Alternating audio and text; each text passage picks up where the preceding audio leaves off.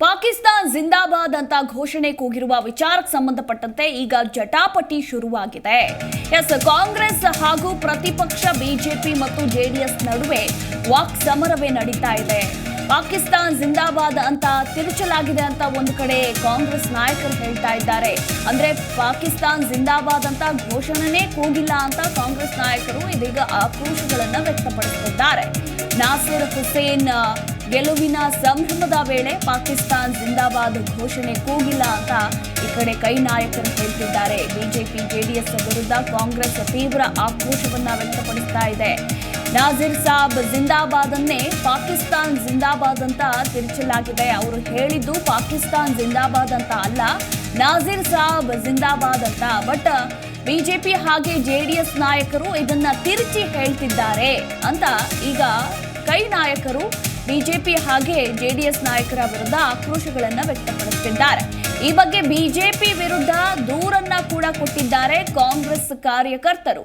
ಈ ನಡುವೆ ಕಾಂಗ್ರೆಸ್ ವಿರುದ್ಧ ಸದನದೊಳಗೆ ಹಾಗೆ ಹೊರಗೆ ಭಾರೀ ಪ್ರತಿಭಟನೆ ನಡೆಯುವ ಸಾಧ್ಯತೆ ಕೂಡ ಇದೆ ಇವತ್ತು ಅಂತಾನೆ ಹೇಳಬಹುದು. ನಾಸಿರ್ ಹುಸೇನ್ ಬೆಂಬಲಿಗರು ಪಾಕಿಸ್ತಾನ್ ಜಿಂದಾಬಾದ್ ಘೋಷಣೆ ಕೂಗಿದ್ದಾರೆ ಅಂತ ಬಿಜೆಪಿ ಹಾಗೆ ಜೆಡಿಎಸ್ ನಾಯಕರು ಒಂದು ಕಡೆ ಆಕ್ರೋಶಗಳನ್ನು ವ್ಯಕ್ತಪಡಿಸ್ತಾ ಇದ್ದಾರೆ. ಇತ್ತ ಕೈ ನಾಯಕರು ಹಾಗೆ ಕಾರ್ಯಕರ್ತರು ಪಾಕಿಸ್ತಾನ್ ಜಿಂದಾಬಾದ್ ಅಂತ ಹೇಳಲೇ ಇಲ್ಲ, ನಾಸಿರ್ ಸಾಬ್ ಜಿಂದಾಬಾದ್ ಅಂತ ಹೇಳಿದ್ದು, ಬಟ್ ಆ ಘೋಷಣೆಯನ್ನ ತಿರುಚಿ ಹೇಳಲಾಗಿದೆ ಅಂತ ಕೈ ನಾಯಕರು ಹೇಳ್ತಿದ್ದಾರೆ. ಈ ವಿಚಾರಕ್ಕೆ ಸಂಬಂಧಪಟ್ಟಂತೆ ಬಿಜೆಪಿ ವಿರುದ್ಧ ದೂರನ್ನ ಕೂಡ ಕೊಟ್ಟಿದ್ದಾರೆ ಕಾಂಗ್ರೆಸ್ ಕಾರ್ಯಕರ್ತರು ಅಂತ ಕೂಡ ಹೇಳಲಾಗಿದೆ. ಒಬ್ಬ ರಾಷ್ಟ್ರದ ಹಿಂದಿನ 5 ವರ್ಷದ ಅವಧಿಯಲ್ಲಿ ಇದ್ದಂತ ಮನುಷ್ಯ ಇವರಿಗೆ ರಾಷ್ಟ್ರದ ಪ್ರಜ್ಞೆ ಇದೆ. ಅವರಿಗೆ ಯಾರೋ ಮಾಡಿದ್ದಾರೆ, ಏನೋ ಮಾಡಿದ್ದಾರೆ, ತಪ್ಪಿಸ್ಲಿಕ್ಕಾಗ್ತದೆ. ಇವರು ಇದನ್ನು ನಡೀಲಿಕ್ಕೆ ಖಂಡಿತವಾಗಿ ಬಿಡೋದಿಲ್ಲ. ದೇಶಭಕ್ತ ಜನ ಇದ್ದಾರೆ.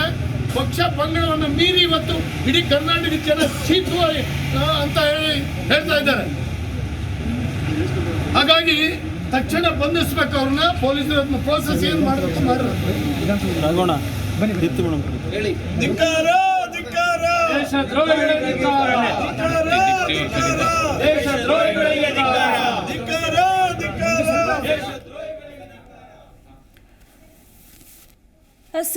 ರಾಜ್ಯಸಭೆ ಚುನಾವಣೆಯ ರಿಸಲ್ಟ್ ಹೊರಬೀಳ್ತಾ ಇದ್ದಂತೆ ಇದೀಗ ಈ ಪಾಕಿಸ್ತಾನ್ ಜಿಂದಾಬಾದ್ ಎಂಬಂತಹ ಘೋಷವಾಕ್ಯಗಳ ವಿಚಾರಕ್ಕೆ ಸಂಬಂಧಪಟ್ಟಂತೆ ಇಡೀ ರಾಜ್ಯದಲ್ಲೇ ಒಂದು ರೀತಿ ವಾಕ್ಸಮರವೇ ಭುಗಿಲೆದ್ದಿದೆ ಅಂತಲೇ ಹೇಳಬಹುದು. ಇವತ್ತು ಬಿಜೆಪಿ ನಾಯಕರು ಜಿಲ್ಲಾ ಕೇಂದ್ರಗಳಲ್ಲಿ ಪ್ರತಿಭಟನೆ ನಡೆಸೋದಕ್ಕೂ ಕೂಡ ಮುಂದಾಗಿದ್ದಾರೆ. ಕಾಂಗ್ರೆಸ್ ಕಚೇರಿಗಳಿಗೆ ಮುತ್ತಿಗೆ ಹಾಕುವುದಕ್ಕೂ ಕೂಡ ನಿರ್ಧರಿಸಿದ್ದಾರೆ.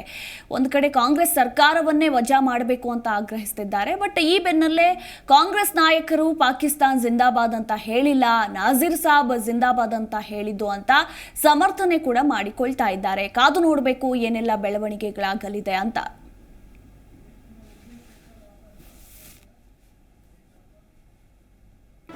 ಜಿ ಕನ್ನಡ ನ್ಯೂಸ್ ಈಗ ನಿಮ್ಮ ಮನೆಯಲ್ಲೇ ನೋಡಿ.